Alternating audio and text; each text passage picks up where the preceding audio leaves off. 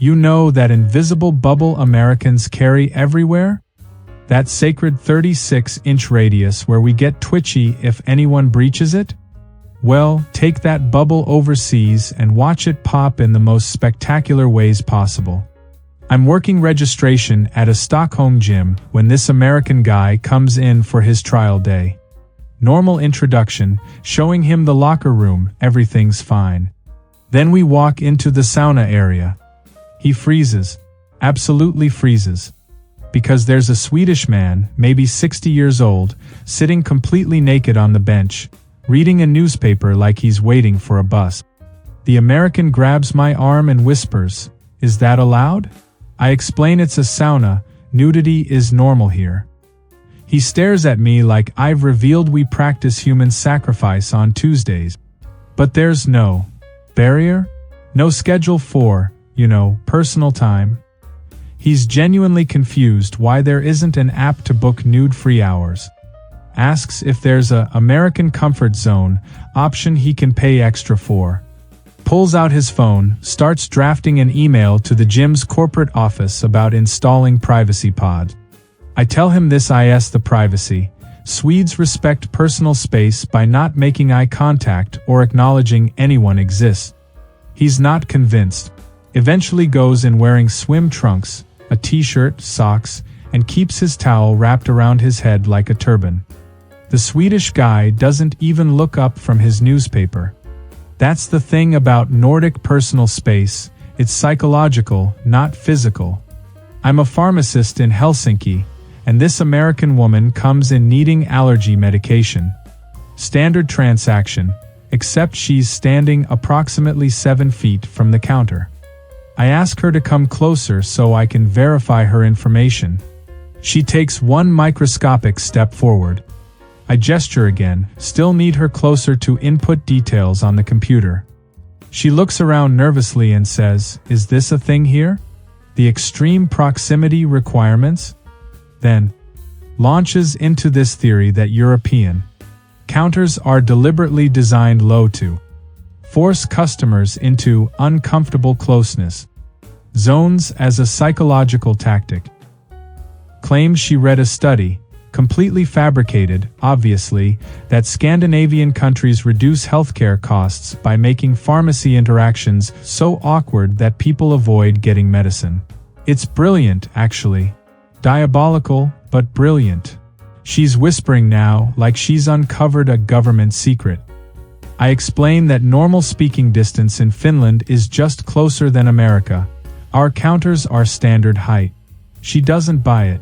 Asks if there's a digital distance option where she can stand in the parking lot and I bring her medication outside.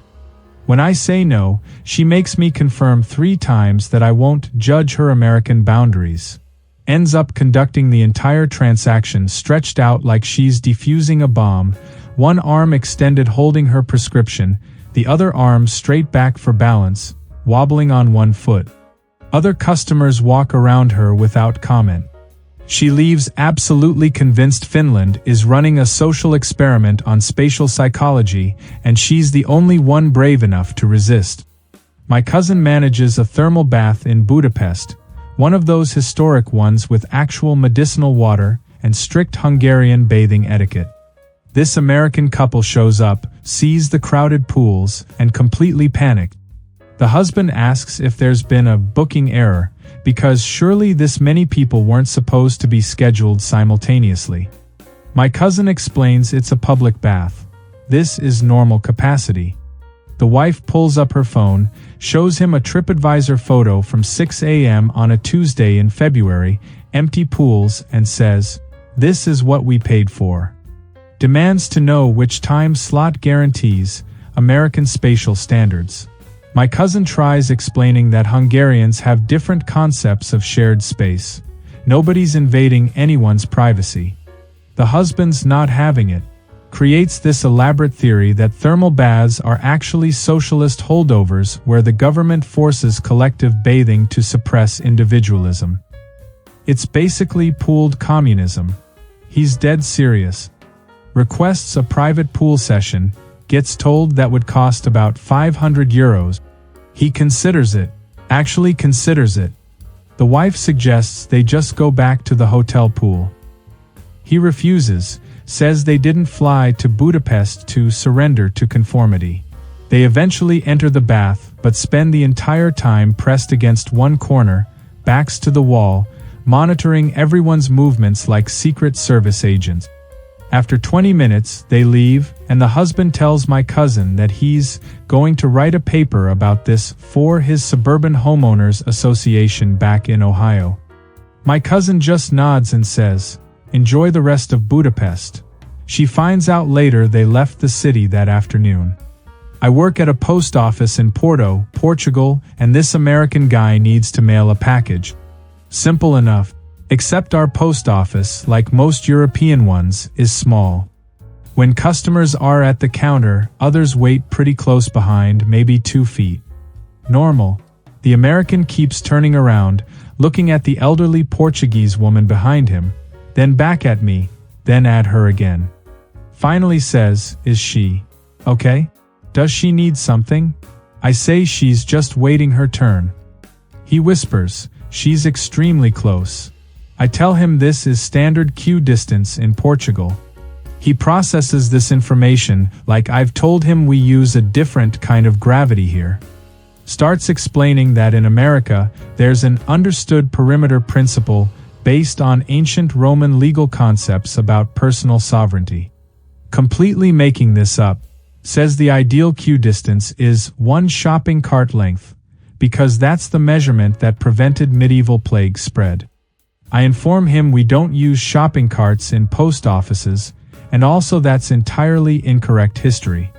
He's undeterred, takes out his phone, starts measuring the distance to the woman behind him with his camera app. 600 millimeters, that's a violation in 3 US states. The Portuguese woman still hasn't reacted, hasn't even looked at him. He asks if I can implement a floor marking system, suggests we use tape immediately. When I decline, he conducts the entire transaction while facing sideways so he can maintain visual awareness of his spatial perimeter. Finishes mailing his package, then speed walks out while keeping his back to the wall like a crab. The Portuguese woman steps forward, raises one eyebrow at me. We don't say anything. We don't need to. I'm a tour guide in Marrakesh, and I've got an American couple on a Medina walking tour. The souk is busy, normal busy, not even particularly crowded. But the narrow walkways mean people occasionally brush past each other. First time it happens, the American husband stops walking entirely. Did that person just touch me? I explain it's a narrow alley. It's unavoidable sometimes. He looks at his wife. She looks at me. They both have this expression like I've suggested we all hold hands and skip. The husband says, "In Texas, we have a saying, 'Your rights end where my personal space begins.'" I tell him that's actually a philosophical concept about liberty, not a literal distance law. He disagrees, claims his grandfather invented the phrase in 1987. Starts explaining that Americans evolved larger personal space requirements due to having more land per capita. It's biological. We need more room because our ancestors had room. His wife adds that she read Europeans have compressed spatial DNA from centuries of living in tight quarters. I'm a Moroccan with a degree in anthropology. I let them continue.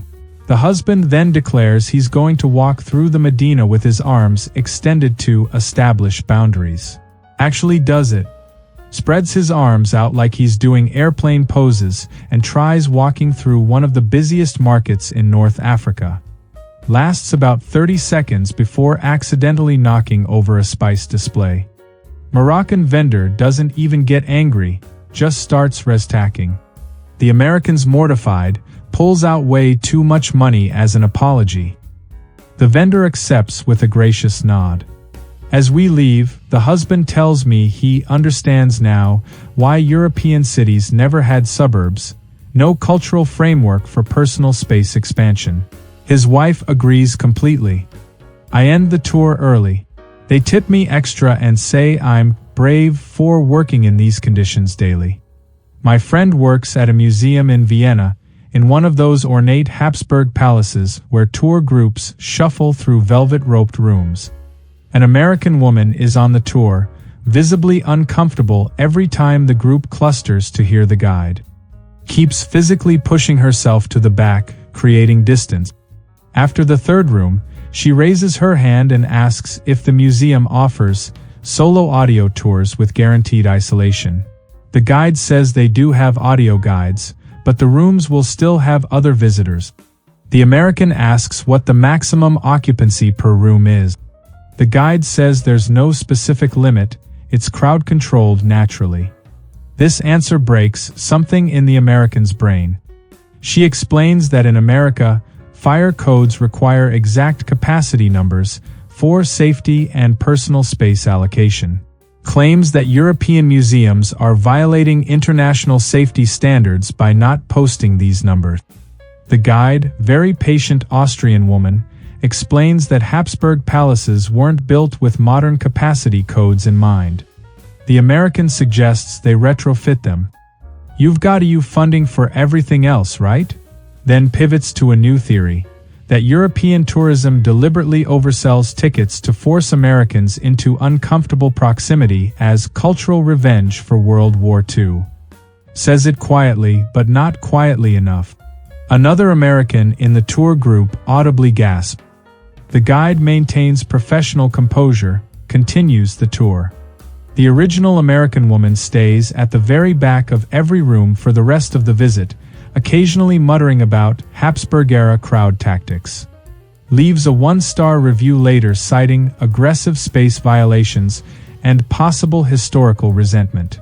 My friend reads these reviews during staff meetings for entertainment. I'm working the reception desk at a hostel in Ljubljana, Slovenia, when an American guy checks in for a 4-bed dorm room. I explain how shared dorms work. Yes, other people. Yes, the same room. Yes, that's the concept. He nods along but seems confused about something fundamental. Finally asks, but there are dividers, right? Like cubicles. I show him a photo of the room. 4 bunk beds, lockers, shared space. His face does this journey through several emotions: confusion, realization, horror, acceptance, then back to confusion. Sits down in the lobby chair and says he needs to process this. Asks if Slovenia has cultural advisors he can speak to. When I say no, he requests the American embassy's number. I give him the non-emergency line just to move things along. He calls them, actually calls the embassy. I hear his side of the conversation. Yes, I understand it's not an emergency. No, I'm not in danger. Yes, I chose this. But did anyone warn Americans that, okay, yes, I see your point? Hangs up, looks at me sheepishly. The embassy person apparently told him this is how hostels work globally and maybe he should have researched accommodation types before booking. He checks into the dorm room anyway. Comes back down 20 minutes later. Says his roommates are actually really cool, a German student, a Japanese backpacker, and a Brazilian artist. They've been sharing travel stories. He's sheepish about the whole thing now, admits he might have overreacted slightly. But then adds, although honestly, if Americans designed hostels, we'd definitely have privacy pods.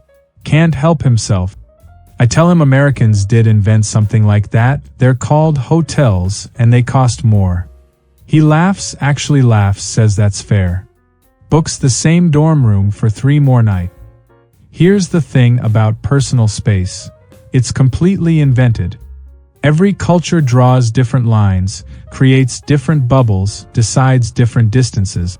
Americans aren't wrong for wanting space, but neither is the rest of the world wrong for being comfortable with less.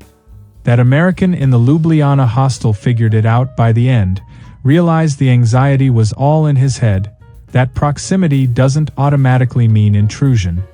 Most eventually do. But man, the journey there? That's where the real stories live.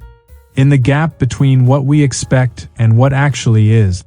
In the distance we keep and the distance we discover we don't actually need.